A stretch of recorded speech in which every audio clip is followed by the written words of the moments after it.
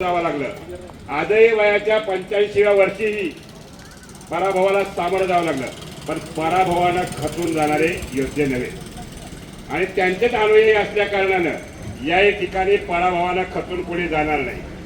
काय होणार आहे, पुन्हा लढू, पुन्हा तयाऱ्या करू, परंतु आपण ज्या लोकांवरती विश्वास टाकला ती लोक किती इमानदार आहेत याचंही आत्मपरीक्षण या कार्यक्रमाच्या निमित्तानं करावं लागेल।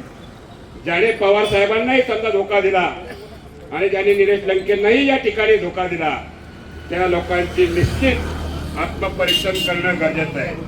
फाजील आत्मविश्वास कधी कधी असा असतो की आम्ही असं होणार तसं होणार आणि गाड्या खालून चाललेल्या कुत्र्याला ज्याप्रमाणे वाटतं की मीच गाडी ओढतो तशी अवस्था आमच्या सहकार्यांची झालेली आहे।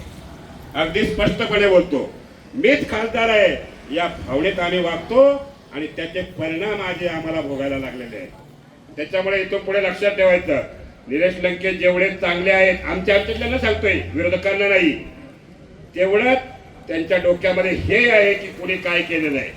आपण बऱ्याचशा वेळा बाबाचे विरोधकांना नाव ठेवतो, विरोधकांना नाव ठेवण्यापेक्षा आपण कुठे कमी पडलो याचं आत्मपरीक्षण हे प्रत्येकानं करणं गरजेचं आहे। आणि म्हणून मी पुन्हा एकदा पवार साहेबांना या वाढदिवसाच्या निमित्तानं शुभेच्छा देतो। आपण त्यांच्या एवढे नाहीयेत, त्यांचं वर्णन करावं, त्यांच्याविषयी सांगावं ही आपली उंचीही नाहीये, परंतु पुन्हा आपण मोठ्या संख्येने या ठिकाणी आलात।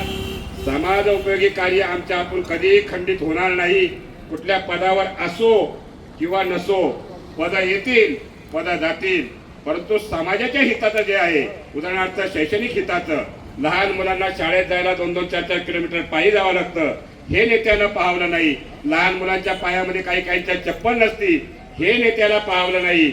वयोवृद्धांना अनेक आजार त्या ठिकाणी असतात, त्यांची सेवा केली जावी, त्यांना काठीपासून तर सर्व प्रकारच्या सुविधा दिल्या जाव्यात, हे समाजाची काळजी घेणारा नेता आपला आहे। आणि म्हणून अशा नेत्याचे आपण सहकारी आहोत आणि नेता कसा वागतो आणि आपण कसं वागतो हे प्रत्येकानं ज्याने त्याने आपल्या स्वतःच्या मनाशी शोधायचंय। पुन्हा एकदा आपण मोठ्या संख्येने या ठिकाणी आलात, लहान लहान बालका गेले 3-3.5 तास या ठिकाणी बसलेली आहेत, उद्याचं ते भविष्य आहे आणि अशा लोकांची काळजी नेता घेतो आणि नेत्यांच्याच मार्गदर्शनाखाली उद्या ही पिढी घडणार आहे।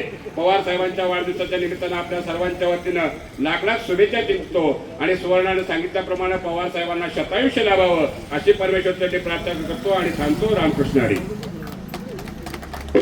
धन्यवाद साहेब। यानंतर दरम्यानच्या काळामध्ये एक सन्मान होत आहे।